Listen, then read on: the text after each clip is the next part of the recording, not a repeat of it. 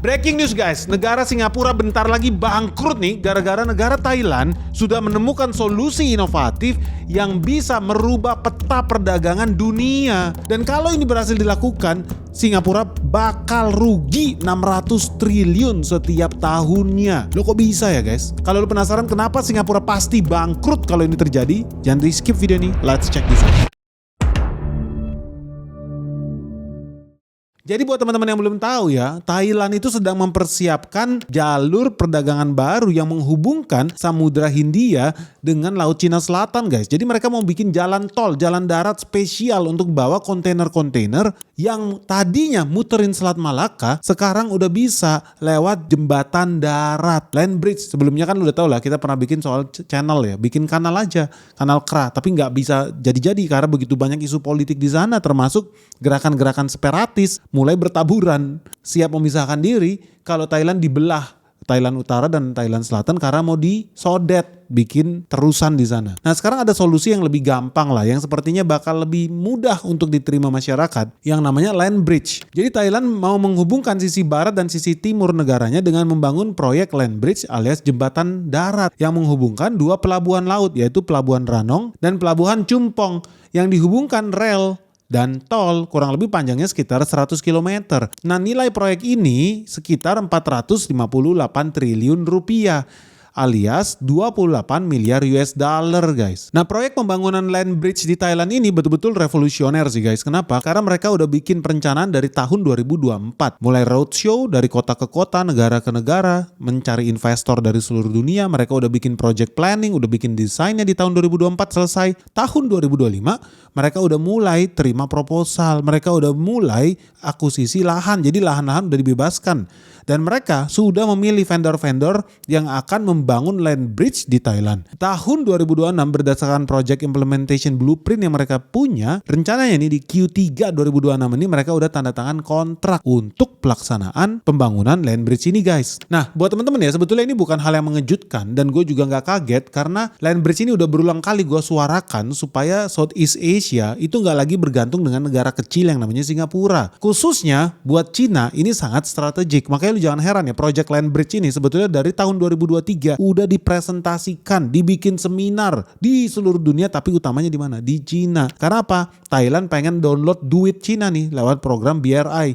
Belt and Road Initiative. Dan pinternya Thailand, gue akui mereka pemain cantik nih. Proposal yang sama juga mereka bawa ke Amerika. Siapa tahu Amerika mau jadi investor juga di project land bridge-nya Thailand ini. Nah pertanyaannya guys, kenapa ya banyak orang yang senang, banyak orang yang suka dan semua mata menuju Thailand hari ini? Kenapa project land bridge Thailand ini sangat seksi? Yang pertama dan udah pasti karena lu tahu ya, ada lebih dari 100.000 kapal yang melewati Selat Malaka setiap tahunnya. Lu bayangin, lebih dari 100.000 kapal melewati Selat Malaka setiap tahunnya. Apakah mereka bayar tol ke Indonesia? Tidak. Apakah mereka memperkaya kita? Tidak. Tapi negara yang diperkaya adalah Singapura. Karena lu bayangkan aja ya, kalau pengeluaran satu kapal itu bisa sekitar 10 miliar setiap tahun mondar-mandir di situ. Kalau ada 100.000 kapal, 100.000 kali 1 miliar itu berarti 1 kuadriliun guys. Ngeri banget. Itulah penghasilannya Singapura dari bisnis kapal doang. Ngeri ya. Kita masih belum bicara yang lain sih. Ada banyak bisnis insurance kapal, trading, galangan, belum lagi kru, belum lagi docking, stevedoring dan lain sebagainya lah. Banyak di situ. Nah, anyway, kenapa ini penting banget? Dan Thailand wajib melakukan ini, wajib melaksanakan pembangunan ini dan harus berhasil. Dan bakal banyak negara-negara yang akan berusaha menggagalkan rencana ini juga. Kenapa? Karena satu hal yang udah pasti guys, proyek ini membutuhkan duit 458 triliun. Kenapa Thailand itu semangat banget bakar duit 458 triliun? Karena mereka udah bikin perhitungannya. Ketika mereka investasi 458 triliun membangun jalan tol, membangun rel kereta api yang panjangnya 100 km itu, mereka bakal dapat cuan yang jauh lebih besar. Karena ketika jadi nih land bridge Thailand ini, Thailand GDP-nya itu bakal naik guys. Sekarang sekitar 2%, tapi begitu ini jadi, GDP mereka bakal naik sekitar 4% sampai 5,5% lah. Ini sangat signifikan. Karena gini guys, lu bayangin aja GDP-nya Thailand itu cuma sekitar 9.300 triliun tahun 2025. Nah kalau proyek ini jadi, GDP mereka itu bisa naik lebih dari 9.700 triliun. Makanya proyek ini sangat signifikan dan sangat penting bagi keberlangsungan ekonominya Thailand guys. Dan di luar pertumbuhan GDP guys, ada lagi faktor yang namanya penciptaan lapangan kerja. Ingat ya, proyek ini butuh biaya 458 triliun. Artinya mereka akan membutuhkan lebih dari 280 ribu tenaga kerja. Buat apa? Buat bawa batu split, buat bawa semen, buat bawa aspal, buat ratain, buat bukain lahan, potong gunung. Semuanya akan dibutuhkan 280 ribu tenaga kerja. Nah, UMR di Thailand itu sekitar 400 baht guys. 400 baht ya, kalau lu hitung rupiahnya sekitar 200 ribu lah. Jadi kalau lu kali 22 hari kerja, bakal ada penciptaan lapangan kerja orang-orang dengan gaji minimal 4 juta per bulan. Nah itu UMR mereka 4 jutaan lah per bulan. Kali 280 ribu lapangan kerja. Kali 12 bulan, hasilnya 14 triliun setiap tahunnya guys. Ini baru dari penciptaan lapangan kerja. Ini luar biasa loh. 280 ribu lapangan kerja baru bakal tercipta kalau mereka jadi menjalankan proyek Land Bridge ini. Dan bukannya kalau sih, harus berhasil. Kenapa? Karena kita memprediksi kalau seandainya ini jadi jalan, lu tahu ya, Malaka hari ini dikuasain oleh Singapura. 100 ribu lebih, 100 sampai 150 ribu lebih kapal itu lewat terus di situ, dan mayoritas berhentinya memperkaya rakyat Singapura. Nah kalau ini jadi Land Bridge ini, kita perhitungkan ada sekitar 30% traffic kapal yang pindah lewat Thailand, Land Bridge Thailand ini. Dan 30% itu sangat signifikan. Kenapa? Katakan Thailand bisa mengambil 30 ribu kapal aja setiap tahun. Dan setiap kapal membawa nilai ekonomi setara 120 ribu dolar lah. Alias sekitar 2 miliar rupiah lah setiap tahun. Artinya Thailand bisa mendapatkan ekstra 60 triliun rupiah setiap tahunnya guys. Cuma dari bangun jalan tol ini. Belum termasuk multiplier efeknya. Contoh, bisnis logistik bakal hidup. Bisnis bunker, bisnis industri, pabrik-pabrik, manufacturing, service center, teknisi, dan lain sebagainya. Itu bisa memberikan dampak ekonomi sekitar 115 triliun setiap tahunnya. Dan kita hitung kalau mereka bikin ini, balik modalnya itu cepet guys. Sekitar 7-8 tahun. Makanya dari sini lu bisa lihat ya, kenapa ini berbahaya buat Singapura. Lu tahu ya, GDP Singapura itu sekitar 9.500 triliun guys. 9.500 triliun adalah GDP-nya Singapura. Ternyata 7%-nya disumbangkan dari sektor maritim. 7% itu 671 triliun. Ternyata sektor maritim adalah salah satu penyumbang terbesar bagi perekonomian Singapura. Makanya jangan heran ya, Singapura kesel banget ngeliat Thailand kok mendadak jadi pinter. Gawat ini guys. Dan yang paling penting lagi apa? Begitu Land Bridge ini jalan, wajib ada PHK massal di Singapura, khususnya sektor maritim. Teman-teman tahu nggak, sektor maritim di Singapura saking besarnya ya, mereka menyumbang 170 ribu lapangan kerja bagi rakyat Singapura. Begitu Land Bridge Thailand ini jalan, apa yang terjadi? Singapura wajib melakukan PHK massal terhadap 50 ribu. Jadi minimal 50 ribu orang akan di PHK di Singapura. Makanya teman-teman lihat ya, Singapura harga barang-barang di sana akan makin mahal, akan makin banyak pengangguran di Singapura. Dan hidup di Singapura bakal makin berat guys, makin sulit. Kenapa? Karena good news guys, ada kabar spesial buat kalian semua. Karena Sekolah Saham Benix Season 9 akan segera dimulai kembali. Dan tema kali ini sangat menarik, khususnya buat teman-teman investor pemula di IHSG yang masih belum tahu gimana sih saham-saham yang bagus, gimana sih cara melakukan perhitungan analisis laporan keuangan secara fundamental.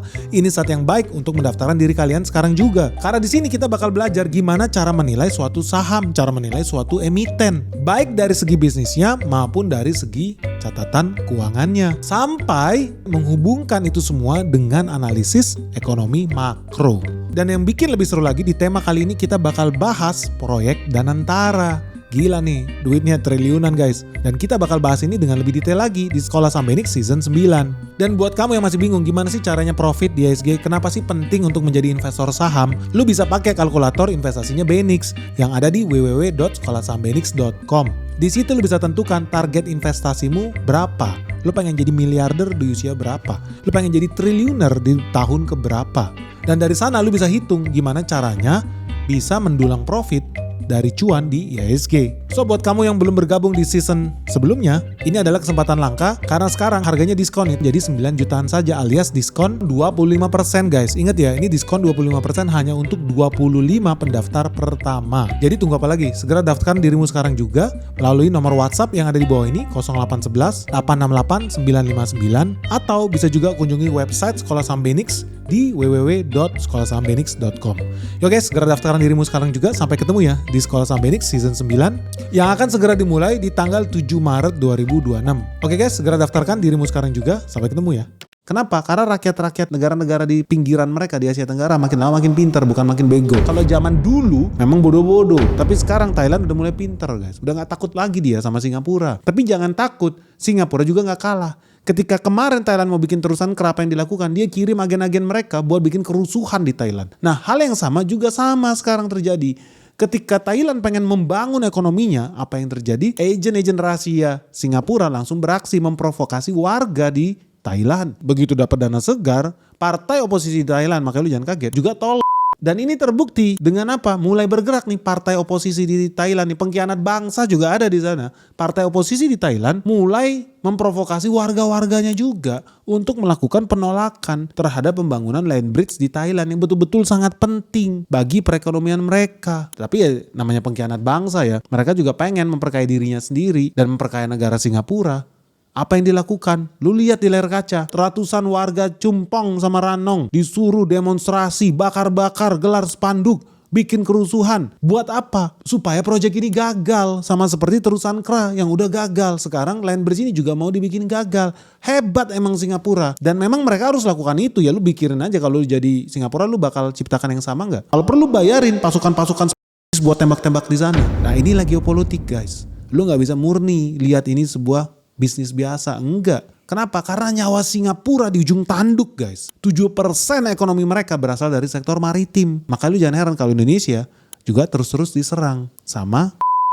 Karena ya memang mereka tidak ada yang mau kalau Indonesia menjadi negara maju. Seperti mereka, gak ada negara maju yang pengen Indonesia, negara berkembang, menjadi negara kaya raya, gak ada. Mereka akan lakukan segala cara supaya kita tetap miskin. Itu pun dialami oleh Thailand. Tapi syukurnya Thailand main cantik. Dia tahu Singapura ini peliharaan Amerika Serikat. So apa yang dilakukan Thailand? Ya dia presentasi ke Xi Jinping. Dia presentasi ke China guys. Negara pertama tempat dia presentasi adalah China. Lalu setelahnya apa? Dia juga presentasi ke Jepang, ke Arab, bahkan ke Dubai Port yang kemarin dikabarkan mau mengakuisisi salah satu perusahaan di Indonesia.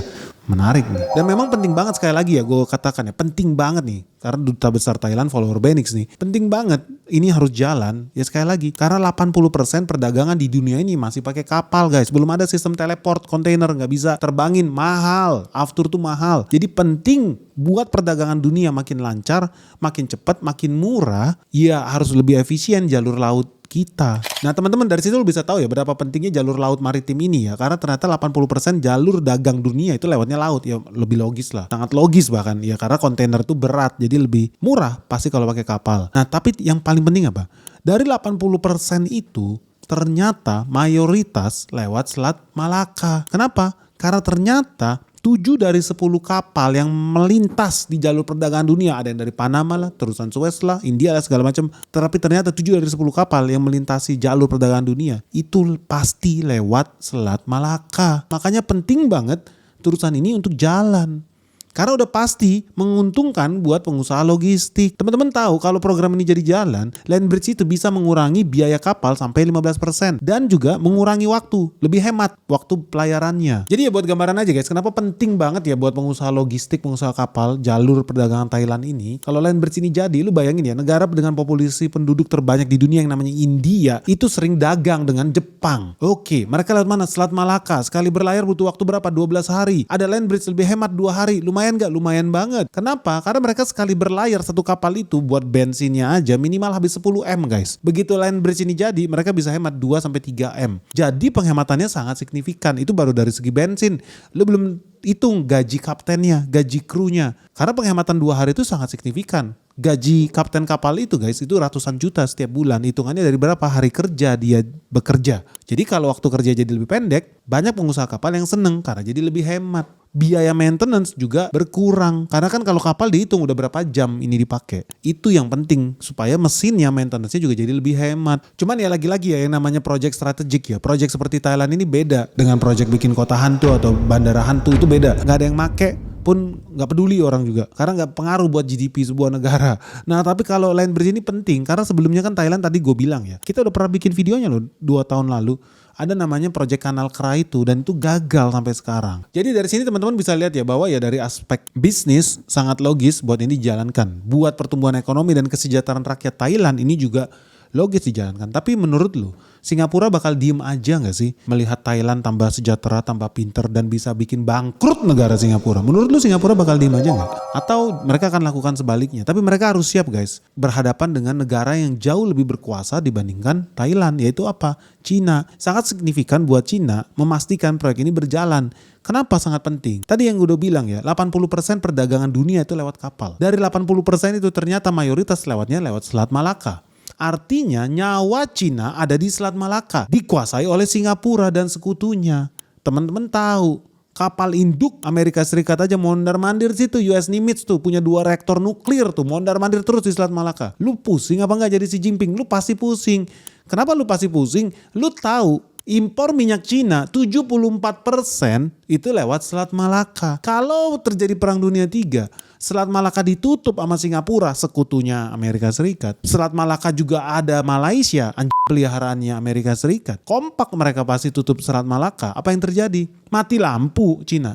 Lu bayangin 74% minyak Cina asalnya dari Selat Malaka. Dan bukan cuma itu, gas LNG-nya Cina, 35% gas LNG Cina dari kapal-kapal tanker yang melewati Selat Malaka. Ngeri nih barang nih. Makanya penting buat Cina memastikan nyawa dia tidak ada di satu koridor. Single koridor Selat Malaka itu berbahaya untuk kepentingan geopolitik China guys. Makanya Xi Jinping nih, lu wajib lakukan segala cara supaya Thailand project land bridge-nya tetap jalan. Dan untuk negara Singapura, lu wajib memastikan proyek ini gagal. Kalau enggak apa? Negara lu tambah miskin. Bubar tuh Singapura. Nah inilah situasi yang namanya Malaka Dilema guys. Bahwa Selat Malaka itu menciptakan dilema bagi kekuatan geopolitik dunia. Makanya penting juga buat Amerika Serikat memastikan Selat Malaka dikuasai oleh Angkatan Laut Amerika Serikat. Makanya lu jangan heran guys. Makin kesini lu bakal makin sering lihat tentara Amerika Serikat mondar-mandir di Selat Malaka.